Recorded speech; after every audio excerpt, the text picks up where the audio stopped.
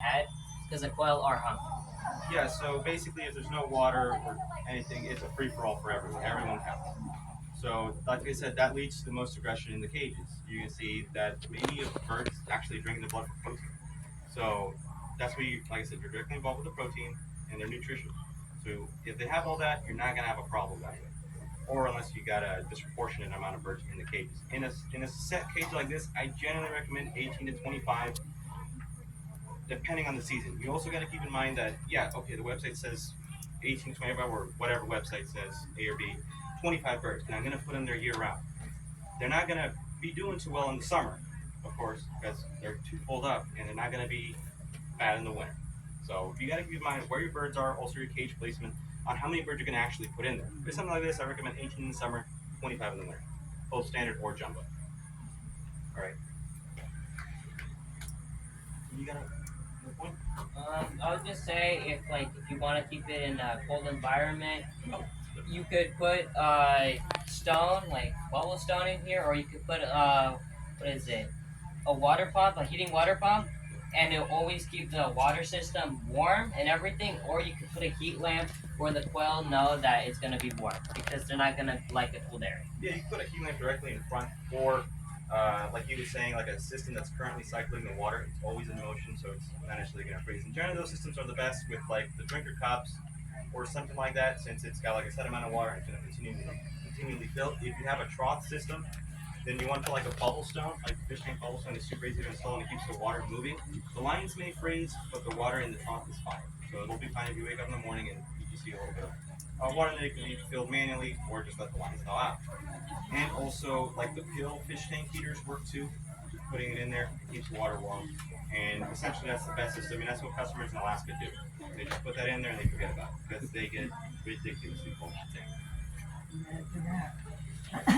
And we like putting the preferable putting the drinkers in the water outside because if it's inside, the birds would like hop on it and they'll poop on it or they'll make a whole mess in it. And at the end, you're gonna have to be cleaning and cleaning it, or they're just gonna be sitting there and you're gonna have to clean it every time. Yeah, with feeders inside, you're gonna notice that they just like scratching. They're like chickens. They're gonna scratch their feet even if they don't need to. If it's all food, you're still gonna scratch at it. So having it on the outside is essentially the best, and the 1x2 gap is the best for their heads. So that's like the minimum. Onto the One best, by you can two go gap higher, for the head. but that's essentially the bare minimum for them to stick their heads out and eat to keep them from switching feed. And even then, they still like to flick it about. So keep that in mind. If you put it inside, you're gonna have a lot of feed loss. Um, Another thing that you want to keep in mind, if you're going to put like a dust bath in there, you may notice a little bit of production decrease, also because you gave them another thing to do instead of producing, so they're going to sit in the dust bath. Like I said, that's why we rotate them out that 1 month in a year. Just put them out, leave them there for a bit, put them back in the cages, deworm them, give them their electrolytes, and you're good to go. All right, for this or any cage that you build, I generally recommend an automatic water system, and the gravity lines are the best. Essentially, all the drinkers are designed for gravity lines. It doesn't matter from what company you buy. But gravity lines are the best. They're easier to manage, and for that, I recommend a reservoir. That way, you can just do any supplements, and then the line goes out instead of directly, you know, connecting anything to it or using a pressure reducer. All right. Does anyone else have a question?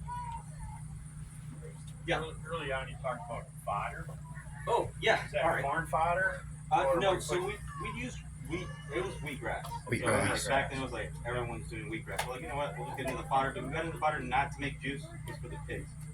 So they eat a lot. Cows eat a lot. Peacocks eat a lot. So we were like, why not the quail? And it worked really well because the ratio, what we found, is about 1 pound of the dry grain to 7 pounds of actual grass. 1 pound of grain So to 7 pounds of That's grass. a lot. That's an exponential amount of feed, and you can just continually feed them off of that, and you'll probably have a high water bill if you don't recycle it.